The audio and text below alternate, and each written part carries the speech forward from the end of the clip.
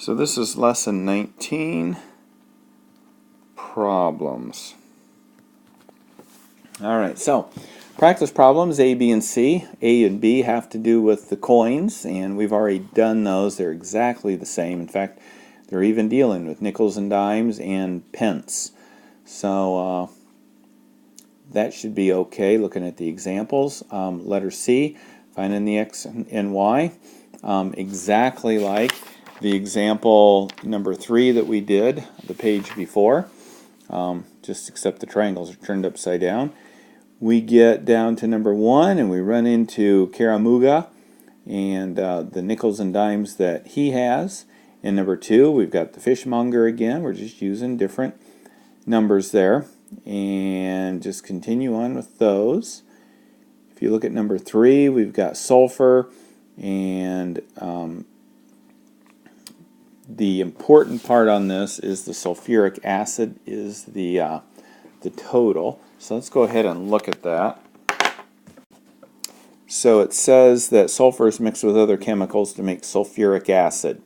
I think sulfuric acid, correct me if I'm wrong, chemistry people, is H2SO4. So we've got sulfur is mixed with hydrogen and oxygen in order to make sulfuric acid. So if it takes 16 tons of sulfur to make 49 tons of H2SO4, H2SO4, the sulfuric acid is our total, and the sulfur is our part of the total.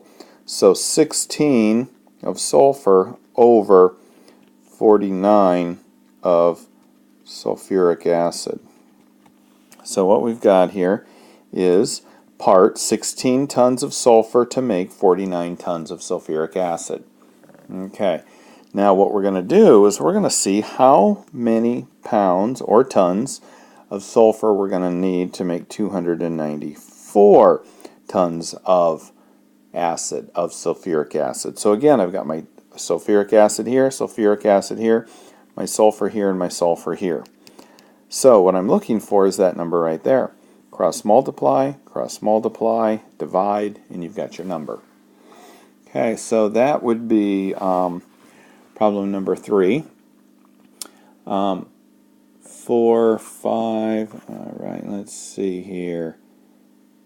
9 through 11, get used to those. Don't let those subscripts scare you. Okay, let's look at number 19 and see if I can kind of give you a little bit of help running down on that one. Alright, 19 which says find the equation of a line that has a slope. Remember, whenever you are finding an equation, you need the slope and the y-intercept. We don't know the y-intercept, but we do know that it passes through point -3, -5. So if I write my equation, mx plus b, if I'm going to find that, I'm going to put 2/7 in here. I'm going to put -3 in there, and I'm going to put -5 there. And once I do that,